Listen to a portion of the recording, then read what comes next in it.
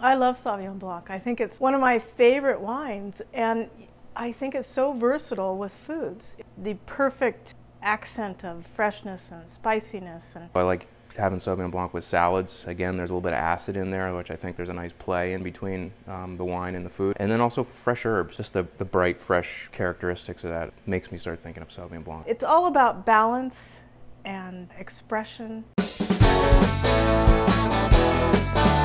All goes into the blender jar. This is about as easy as you can get for making a batter.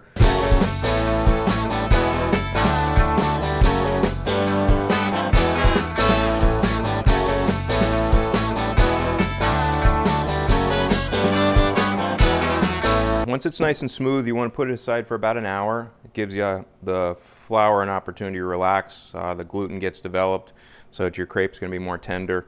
Wherever you are in the United States, there's probably somebody that's producing fresh goat cheese, and I'd encourage you to support them. And let it come to room temperature, because you want to be able to mash this once you put your herbs into it.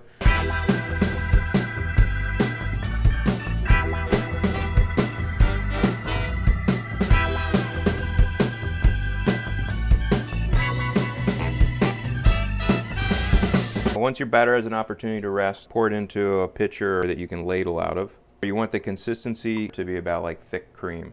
You want to heat up a non-stick skillet, about 8-9 inches wide. Just trying to get the technique of swirling the pan around so that the batter doesn't have an opportunity just to pool in the bottom, but to roll around the pan so you get this nice thin film and you get these nice delicate lacy crepes. And once the top of it starts to dry out, it no longer looks like a wet batter, and you can see the edges will even get a little bit lacy and a little bit brown. That's when you want to turn it over. If you have a really nice pan, you can just bang the pan once and then flip them. Usually what you need to use is a spatula though. And on the second side, you're only going to cook it for about 10-15 seconds, and to make sure it's not raw on the other side, and brown it just slightly.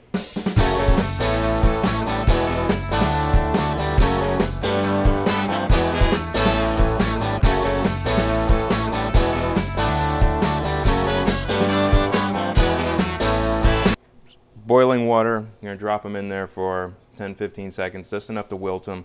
It'll also set the colors.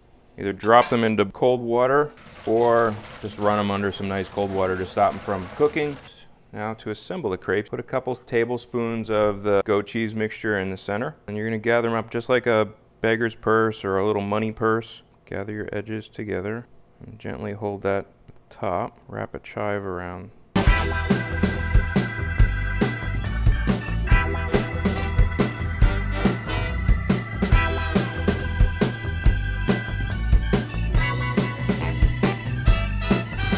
Sauvignon Blanc is so responsive to where it is grown and then how the canopy is managed.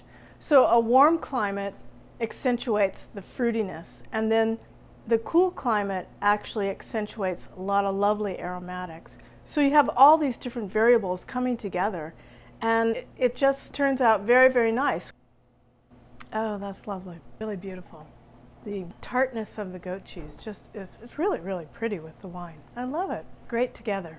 And a lot of times you see people pairing Sauvignon Blanc with dishes that have goat cheese in them, and I definitely can see it, you know, that the goat cheese has nice acidity to it. I think it matches up really well with the crisp, bright flavors you find in Sauvignon Blanc.